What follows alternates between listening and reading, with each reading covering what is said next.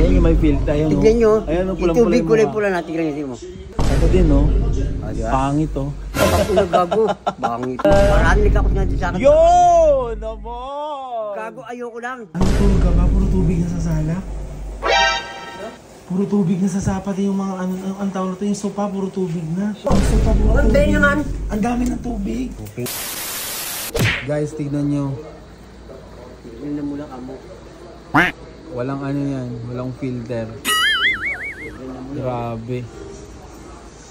Tignan nyo ano kulay-pula na yung tubig. Ayan yung may filter. Ayan, tignan nyo. Ayan, yung tubig kulay-pula na. Tignan nyo mo. Oh. Ayan na, oh. Ito din, no? Pangit, oh. Pag gago. Bangit pang ino mo. Dami nagkakos nga sa akin. Marami nagkakos nga sa akin. Yo! Naman! Gago, ayoko lang. Yun! Yun yung maganda nun. Sabihin nila ano. 5 minutes later. Hi guys! So, napasarap na yata ng tulog yung tatay ko. Dahil kanina sabi niya, i-drip lang daw muna siya. Sabi niya, hindi na daw uulan niya, hindi na daw tataas yung tubig. Pero tignan niyo naman guys. Tignan niyo kung gano'n nakalalim yung tubig. Baham-baha na siya. So, may naisip na naman akong kalokohan. Gagawin ko sa kanya.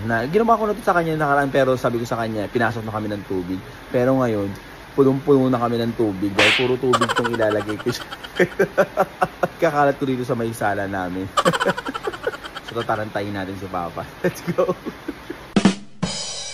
Gusto natin paglalagay yung mga tubig na yun.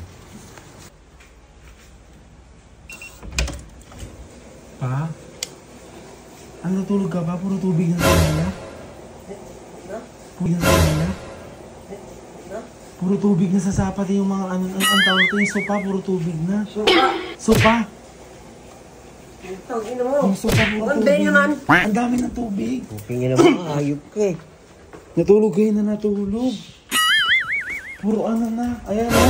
Tingin mo ka, ayop ka. Ayan, nagkalat yung tubig. Naman ako, ayop ka. Ayan, ang daming tubig o. Ilan yan? Puro tubig yan. Pero ba, sobra tito mo. Tito mo. Diba? Sobrang baha na. Buti na lang talaga nagbabantay ako kung hindi ako nagbantay. Itong tatay ko, yan. Wala, tito mo, pag pinagbantay, alam mo pa nagkatrabaho ka, tatanggalin ka. Ang ina, tubig yan, puro tubig ng bakil. Ang ina mo ka, puro tubig ng bakil. Ang ina mo ka. Dapat hindi tulog ng tulog. Ano gagawin ko? Puta na dati kong ginawa kahapon. Uy, dami ginawa kahapon. O ito. Ganun na naman, hindi nilagay nyo. O yan, yung mga tubig nga. Ilinisin mo yung mga tubig na yan, ha? Dapat... Putang ina naman. Hayop ka. Sarap ng tulog. Ilagay mo na yan yun. Sarap na naman ang tulog. Si Boy Ina. Ayan na, binabahan na po kami. Ingat po. Oo. Ingat po sa lahat. Oo, mag-ingat-ingat kayo ha. Kahit huwag kayo magtutulog. Kagaya ko, tangina yan, dami doon tubig. Tangina mo. Ba, puro tubig na sa sala?